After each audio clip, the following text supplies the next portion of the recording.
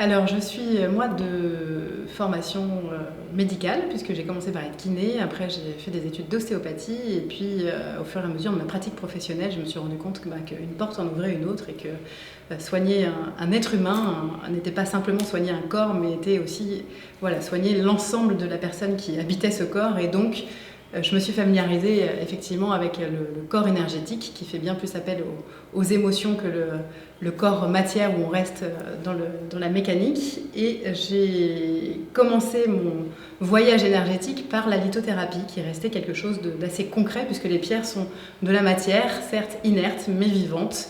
Et donc ça me faisait un petit peu écho aussi moi à la pratique que j'ai de travailler avec mes mains dans quelque chose de structuré qui est le corps humain. Après, pourquoi sur le vin ?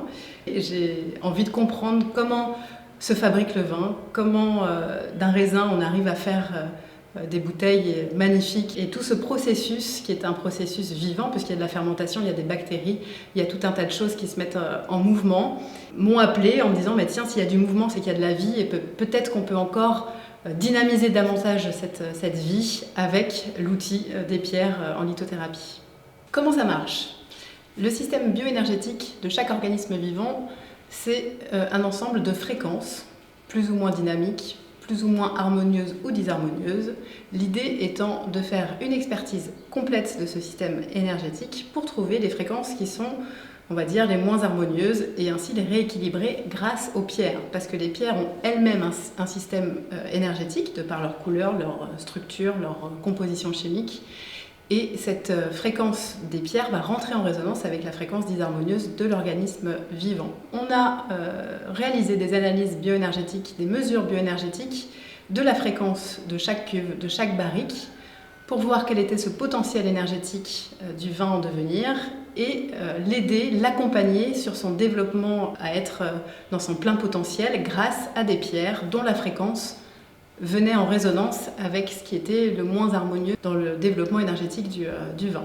Lorsqu'on travaille en énergétique sur un organisme vivant, ce qui est très intéressant de prendre en compte, c'est également son environnement, puisque chaque environnement a aussi son énergie. Et donc l'idée, c'est que pour faire un vin le plus dynamique possible, il est nécessaire qu'il soit dans un environnement où l'énergie est le plus favorable possible.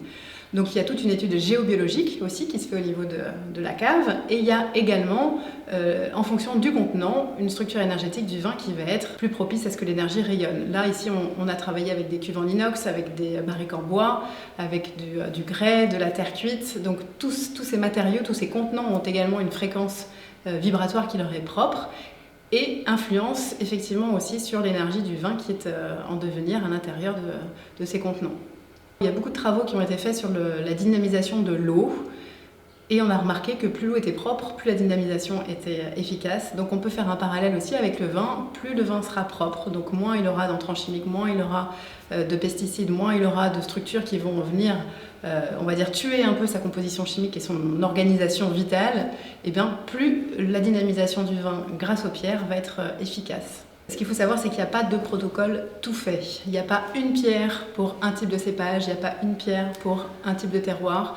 Il va vraiment falloir, et c'est là où le rôle de l'expertise énergétique est important, faire vraiment un bilan énergétique de chaque cuve, de chaque contenant, de chaque barrique, pour savoir ce dont il a besoin, ou en tout cas s'il y a un petit manque, à l'équilibrer davantage pour trouver la bonne pierre qui va venir s'allier à sa fréquence, à lui, propre. Il n'y a vraiment pas de protocole tout fait.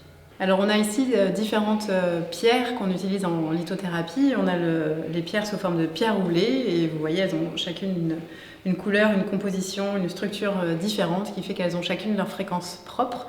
On peut les trouver aussi sous forme de gravillon, ici de l'améthyste, ici de la chalcédoine bleue et sous forme aussi de pierres brutes comme la shungite qu'on voit là ou l'améthyste encore que nous avons ici en pierre brute. Donc pour vous donner un exemple, sur cette bouteille de Grenache blanc 2019, on a utilisé de la chalcédoine. Donc l'histoire de ce Grenache blanc, il a été mis en bouteille le mois dernier, au mois de mars 2021. Au bout d'un certain temps d'élevage, une fois qu'il a été passé en cuve et en barrique, plusieurs fois d'intervalle, il n'était toujours pas au goût du vigneron. Il lui manquait encore un petit souffle pour arriver vraiment à être ce qui devait être. Et donc on a travaillé avec de la chalcédoine Et pour donner un petit exemple, la calcédoine, c'est une pierre sur l'être humain qui va travailler sur le 5e chakra et qui travaille sur son identité, sur l'expression de ce qui peut être. Et ça a résonné avec le Grenage Blanc 2019, donc on lui a donné un petit coup de pouce pour qu'il arrive à exprimer ce qu'il était vraiment. Évidemment, la pierre n'est jamais qu'un outil, un support, elle vient pour accompagner le développement du vin qui va faire que son potentiel ou son identité va se révéler au maximum, mais c'est bien sûr pas la pierre qui fait le vin. Le vin, il a déjà lui-même son évolution, son développement, et la pierre va juste être là en accompagnement et en support.